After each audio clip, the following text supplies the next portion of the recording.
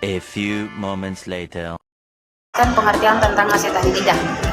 Asetanilida merupakan senyawa turunan asetil amina aromatis yang digolongkan sebagai amina primer, di mana satu atom hidrogen pada anilin digantikan dengan satu gugus asetil. Asetanilida memiliki rumus molekul C6H5NHCOCH3. Asetanilida berbentuk butiran berwarna putih, tidak larut dalam minyak dan larut dalam air dengan bantuan kloroanhidrat. Manfaat asetanilida untuk bahan pembuatan obat-obatan, pewarna buatan, bahan pembantu dalam industri cat dan karet. Sifat-sifat asetanilida: berat molekul 135,16 gram per mol, titik didih 305 derajat Celcius, titik leleh 114,16 derajat Celcius, berat jenis 1,21 gram per mol, titik beku 114 derajat Celcius. Mana macam-macam pembuatan asetanilidina. Asetanilidin ini pertama dapat dibuat dengan menggunakan asetat anhidrat direaksikan dengan anilin, yaitu bentuk reaksinya sebagai berikut, yaitu C6H5NH2 ditambah dengan CH2COH 2 kali direaksikan dan menghasilkan C6H5NHCOCH3 ditambah dengan CHCOH. Kemudian yang kedua ada asam asetat dan juga anilin, di mana C6H5NH2 direaksikan dengan CH3COH menghasilkan C6H5NaCOCH3 ditambah dengan H2O.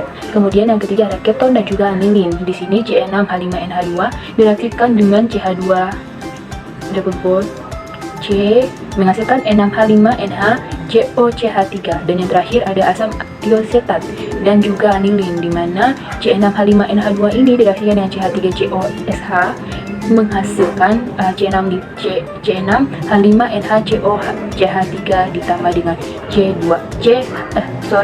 H2O. Ini kita masuk dalam tahap perlakuan, di mana pada tahap perlakuan ini langkah pertama yang dilakukan yaitu memipet semua larutan ke dalam gelas kimia, di mana larutan tersebut terdiri dari larutan anilin sebanyak 10 ml, larutan asam asetat anhidrit sebanyak 10 ml, dan larutan asam asetat glasial sebanyak 12 ml.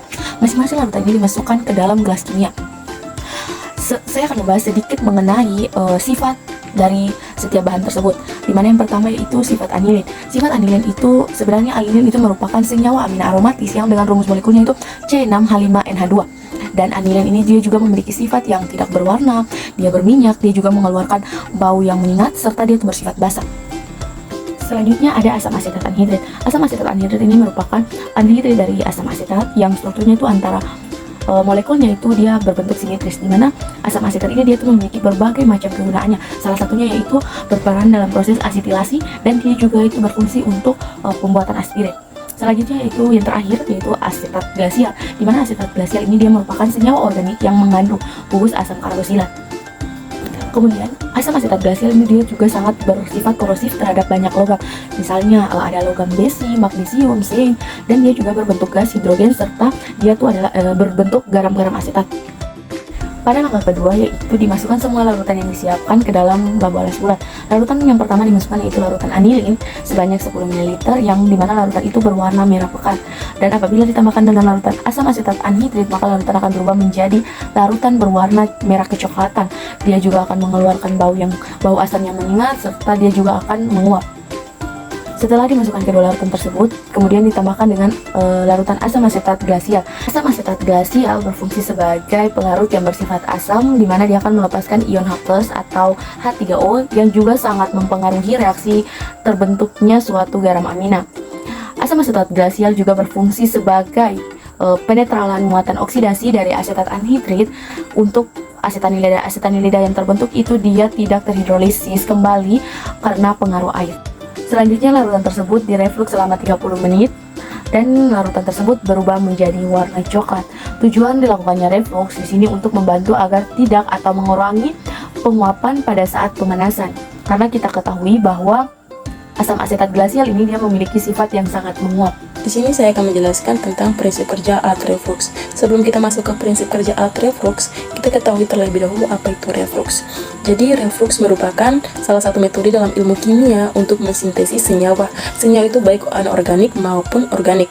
Pada umumnya, reflux ini digunakan untuk mensintesis senyawa-senyawa yang mudah menguap atau volatil.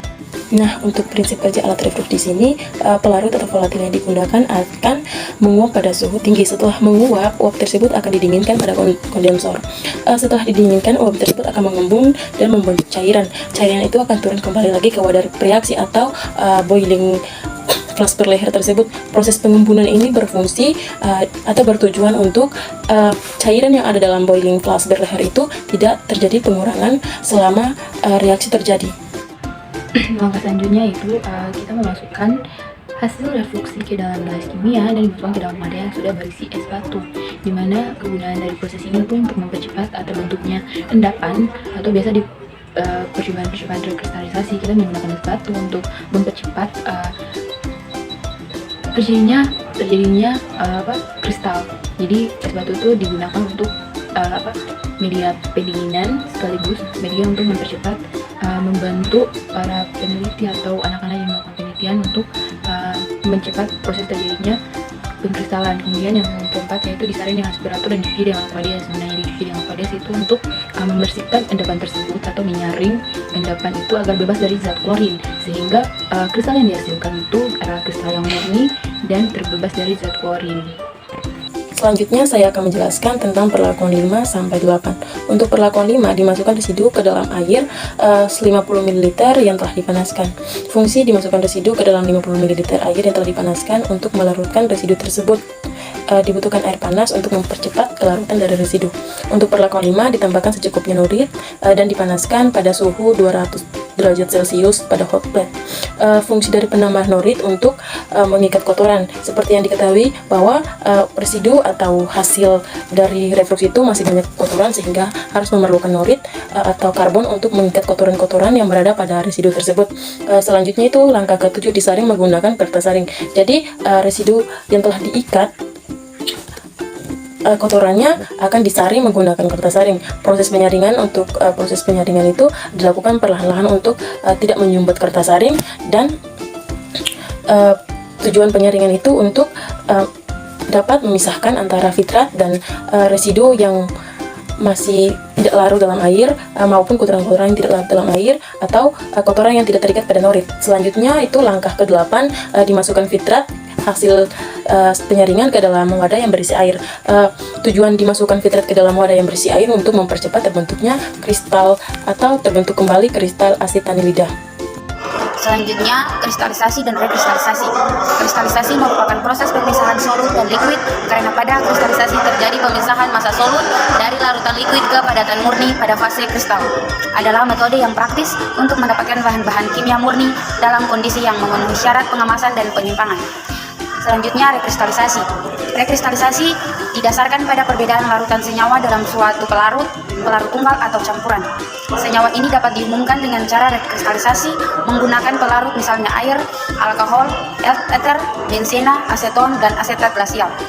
Prinsip rekristalisasi adalah pemurnian padatan organik dari zat pengotor melalui beberapa tahap, yaitu melarutkan padatan organik dengan pelarut yang sesuai dalam keadaan panas, kemudian disaring dan didinginkan kembali sehingga dapat terbentuk kristal.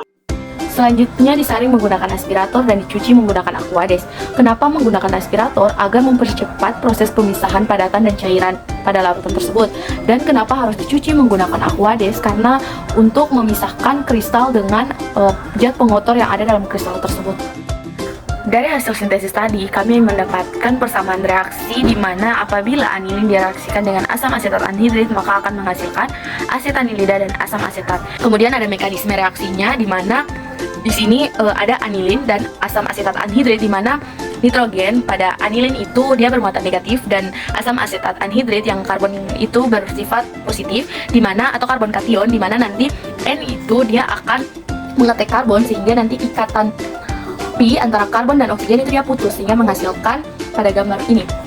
Kemudian nanti kan oksigennya sudah bermuatan negatif karena dia kelebihan elektron akibat pemutusan dengan karbon tadi. Karena dia lebih elektronegatifan, jadi elektronnya itu akan terus mengalir pada oksigen. Kemudian kelebihan elektronnya tadi atau elektron bebas dari O tadi dia akan menyerang hidrogen pada anilin, sehingga nanti ikatan hidrogen pada nitrogen itu dia akan putus dan elektronnya itu akan mengalir pada nitrogen sehingga menghasilkan pada gambar. Kemudian di sini kan untuk menstabilkan oksigen maka harus memutuskan ikatan antara O dan karbon. sehingga menghasilkan di mana nanti OH yang tadi sudah menjadi produk samping itu dia akan menyerang ikat elektron bebasnya itu akan menyerang karbon yang berikatan double bond dengan oksigen. Apabila dia oksigen mengetik karbon, maka ikatan pi antara O dan karbon itu akan putus, elektronnya itu akan mengalir pada O. Kemudian untuk menstabilkan oksigen, kita akan membuat double bond di mana elektronnya itu akan menyerang karbon sehingga nanti terbentuknya ikatan pi. Ikatan pi di sini kan karbon hanya mengikat 4, sedangkan di sini apabila membentuk double bond, karbon mengikat 5. Sehingga menyebabkan ikatan antara karbon dan O itu harus putus. Dan elektronnya itu akan mengalir ke O. Untuk menstabilkan O akan dilakukan double bond pada reaksi tersebut sehingga menghasilkan asetanilida dan asam asetat.